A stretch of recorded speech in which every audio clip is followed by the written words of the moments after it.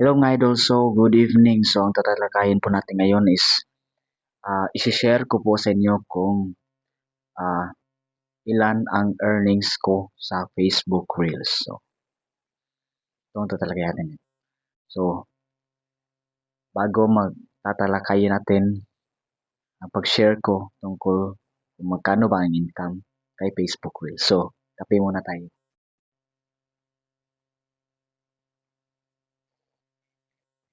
So mga idol, so ayan na mga idol. So first time ko po itong nakasahod kay Facebook Reels. So ipikita ko sa inyo kung magkano ang income ko dito sa Facebook Reels. So, ito po mga idol. So, pakita ko yun sa inyo. So, nakakuha ko ng 25 reactions, 25,000 reaction at 2.1 million na viewers. So, ito yung sahod ko dito sa Facebook Reels. $70 po yun. Malaki po yun mga idol. So, katumbas ito ng mga nasa 4K ata to.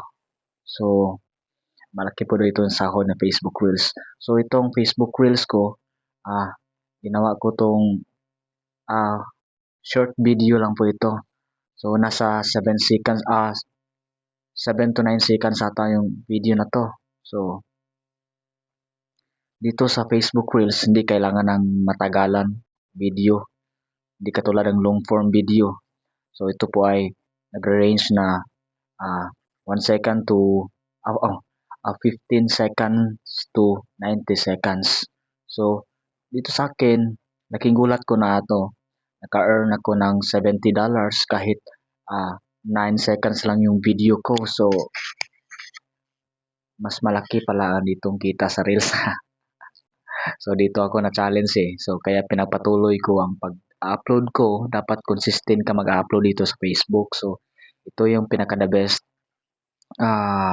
sa content kapag na-invite ka sa content monetization. So, mga idol, so, yun po, mga idol, so, dapat sisipagan lang natin sa pag-upload ng mga video. So, dapat hindi tayo magkaroon ng mga violations para ma-monetize tayo sa content monetization at maka-earnings tayo.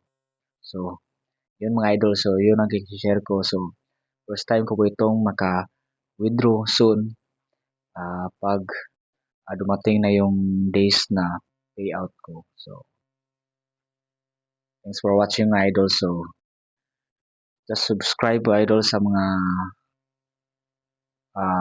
bagong update natin sa susunod na video.